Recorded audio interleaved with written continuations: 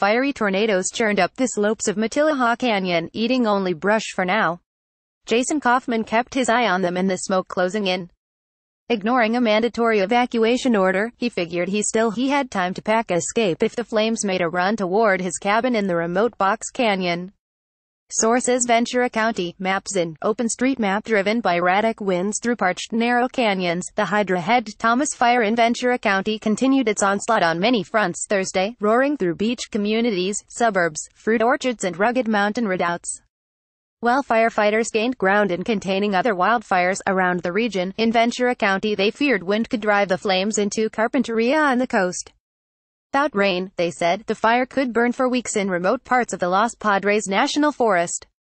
My hope is that within a week, the issues around the population areas are going to be gone, but then it's still going to be up in the forest in the wilderness areas, Ventura County Fire Chief Mark Lorenzen said.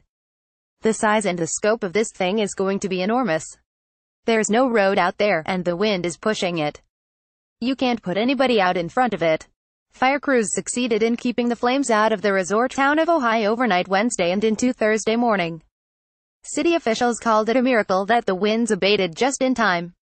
We were waiting for them, but they didn't come, said Rudy Livingston, OJ finance director. All I can say is, thank God. If they came, it would have been very ugly here. But as winds ebbed, then bellowed, then ebbed again, residents on different sides of the fire were on high alert throughout the day. A good quarter of the 60 or so denizens of Matilija Canyon, known for survivalist types and Bactothelanders living in rugged cabins, trailers and geodesic domes, ignored the evacuation orders to save their homes.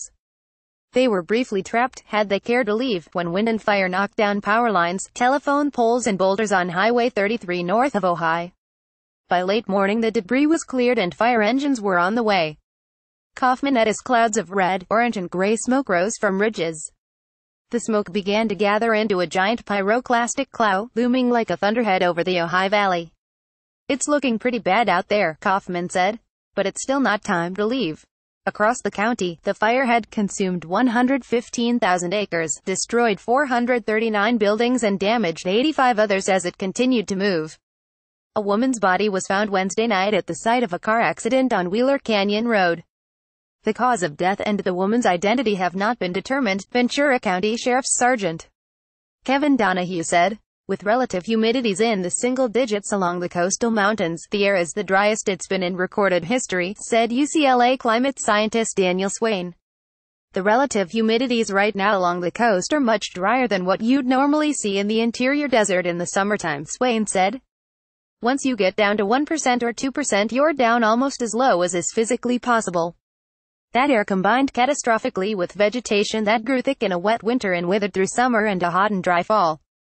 In addition to fires burning in Silmar, Santa Clarita, San Bernardino and Bel Air, new ones erupted Thursday afternoon in Murrieta and San Diego County, prompting evacuations. The wind fanned fire in the Bonesall area of San Diego County destroyed at least 20 structures and was threatening 5,000 more, fire officials said. In Ventura County, more than 2,500 fire personnel were working Thursday to contain the Thomas fire, using 471 engines, 12 helicopters and 26 bulldozers, officials said. In the coastal enclave of La Conchita, where 10 people died in a landslide in 2005, the orange glow at night was too ominous for many residents to risk staying. Steve Holmstrom, 62, drove up to Carpinteria to stay with his children. Thursday morning, he walked along the shoulder of the 101 freeway to catch a glimpse of his little woodhouse on Fillmore Avenue. It looked intact, even though the abandoned structure next door had burnt down. These firefighters are amazing. This whole place could have gone, he said. I feel so much better. Last night was kind of a panic. The situation was more dire just down the coast at Faria Beach. Homeowners took to their roofs with hoses when mid-morning gusts began driving the fire and embers out of the mountains and across the 101 and Pacific Coast Highway. Palm Tree Nursery caught fire, creating a blizzard of flaming debris. A police car drove up and down the road with a megaphone blaring warnings, mandatory evacuation, and, please go the other way, the road is closed. Fan palms in the neighborhood erupted. Maurice Shimabuku, 67, tried to keep a tree in front of his house wet, but the water pressure had dropped.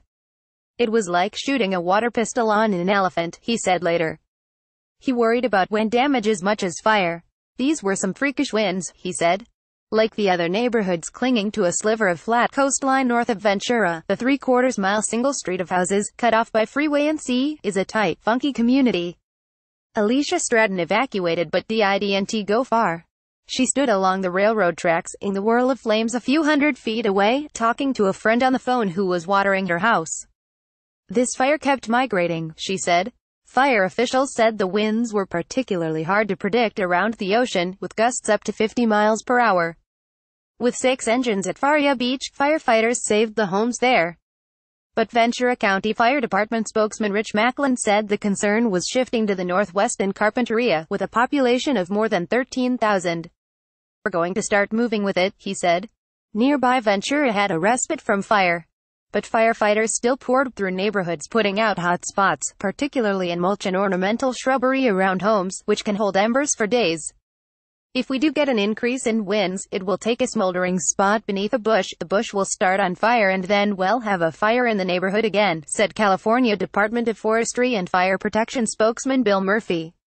Murphy said Santa Paula had a good fire line around it but could be affected by strong north or northeast winds.